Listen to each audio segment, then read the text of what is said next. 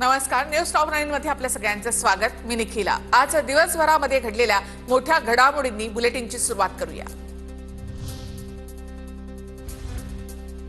आंदोलन थांबवत नाही तर पुढे ढकलतोय। 8 दिवसांमध्ये वसुलीची अट रद्द करा। 2 ऑक्टोबर पर्यंत कर्जमाफीची तारीख सांगा, नाहीतर मंत्रालयामध्ये घुसणार। बच्चू कडू यांचा इशारा।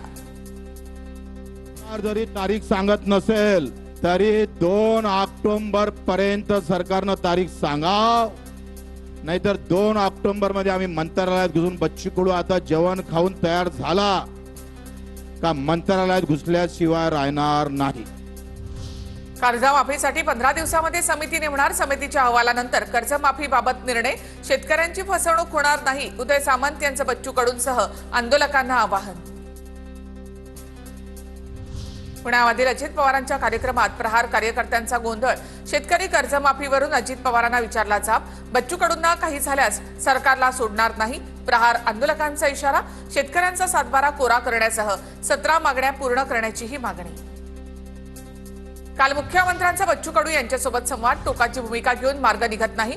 टप्प्याटप्प्याने सर्व करणार। प्रहार कार्यकर्त्यांच्या आंदोलनानंतर अजित पवार यांची प्रतिक्रिया। पुण्यामध्ये प्रहारच्या आंदोलकांनंतर पोलिसांची मीडियावर अरेरावी। पोलीस कर्मचारी कॅमेरामॅनवरच धावून गेले तर पोलिसांच्या मगरुरीचा निषेध। पुन्हा असा प्रकार घडल्यास आंदोलन करणार। बच्चू कडूंचा इशारा। अशा पद्धतीची कारवाई ही गोवंडीच्या शिवाजीनगर भागामध्ये डंपर चालकांना तिघांना चिरडलं। भीषण अपघातानंतर जमावाचा ठिय्या। घाटकोपर मानखोर लिंक रोडच्या दिशेने मोठी वाहतूक कोंडी। पोलिसांकडून गर्दी पांगवण्यासाठी लाठीचार्ज। काही नागरिकांना देखील ताब्यात घेतलं। विक्रोळी पुलावरून सर्व पक्षीयांकडून श्रेयवादाची लढाई। सर्वात आधी ठाकरेंची शिवसेना, मग शिंदेंच्या शिवसेनेकडून उद्घाटन।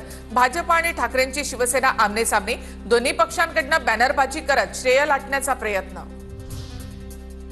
तर फडणवीसांकडून मुंबई पालिकेचं अभिनंदन करत कोणत्याही अधिकृत समारंभाची वाट न पाहता पूल खुला करण्याचे निर्देश। मुंबईकरांची कोणतीही गैरसोय होऊ नये म्हणून पूल खुला करा, फडणवीसांनी कालच ट्विट केलं होतं। जळगाव जामोदचे आमदार संजय कुटेंचं घर जाण्याचा एका युवकाकडनं प्रयत्न।